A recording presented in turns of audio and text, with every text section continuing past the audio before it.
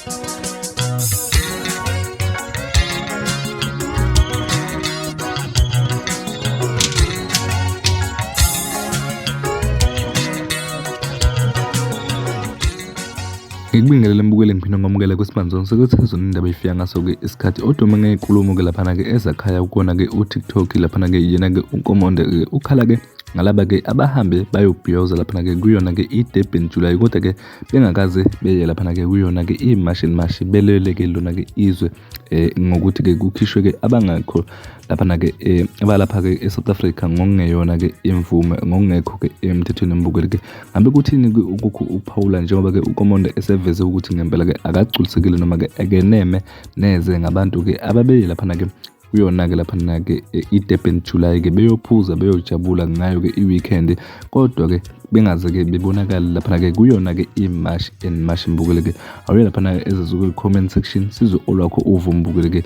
ake sikushiye nakwe ividiyo yakhe laphana-ke uNkomonde. Siyabonga. Nyama kanje wena ukubona ku-appropriate ukuthi uhambe o-Durban July kodwa ubungakwazi ukuhamba o-March and March. Ukubona ku-appropriate ukuthi uvele kumakhamera nama-outfit ukhuluma about ubumnandi bangalelo langa or bangaleyo weekend kodwa ube ukhohlwa ukuvula obala ukhulume ngesizwe, ukhulume ngalezi ingane ebulawa ukudla kwamakwerekwere, ukhulume ngomphakathi wonke ngoba kufa ingane, kufa umphakathi, abantu abadala nabancane babulawa yini ilokudla okuthengwa kumakwerekwere. Awuveli ngani public ukhulume ngendlela yokuthi izingane zala eSouth Africa azisasitholi ispace kuma-public schools. Ama-public schools asedominatwa izingane zama-illegal foreigners. Kuma-healthcare systems a-public abantu bala ekhaya abayitholi service abayideservayo ngenxa yokuthi lezo ibhesi zi-infiltrate amakwerekwere angakhokhi ne-tax kule country.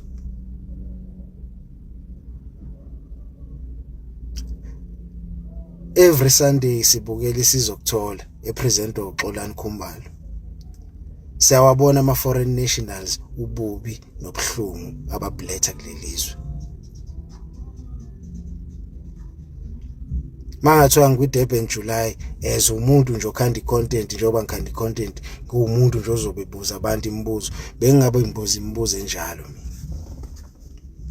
ukuthi bazizwa kanjani bethule kanje beyoswenka for i-weekend beyophuza imali ejontshiwe for i-weekend beyophuza imali ze-money laundering, imali zama-drugs, imali zezinto eziningi ebhedayo.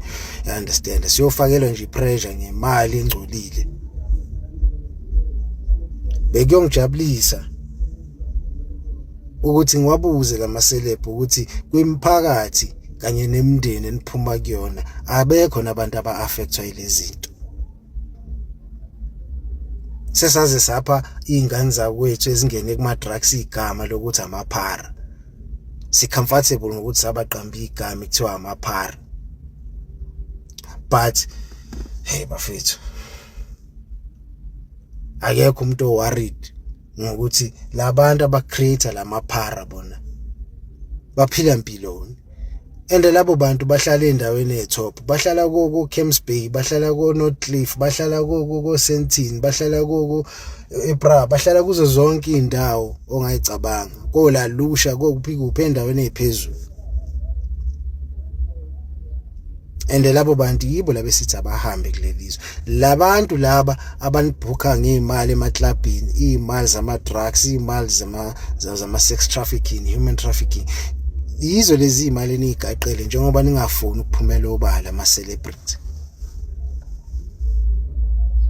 Shout out to laba sebephumelile obala, abanye baphumela obala before ngikhipha ivideo le eyayigxeka ama-celebrity, abanye baphumela obala after le video le kade ngiyikhiphile bi-trend yama-celebrity. Wengane zawethu ngifuna ukunitshela lento ne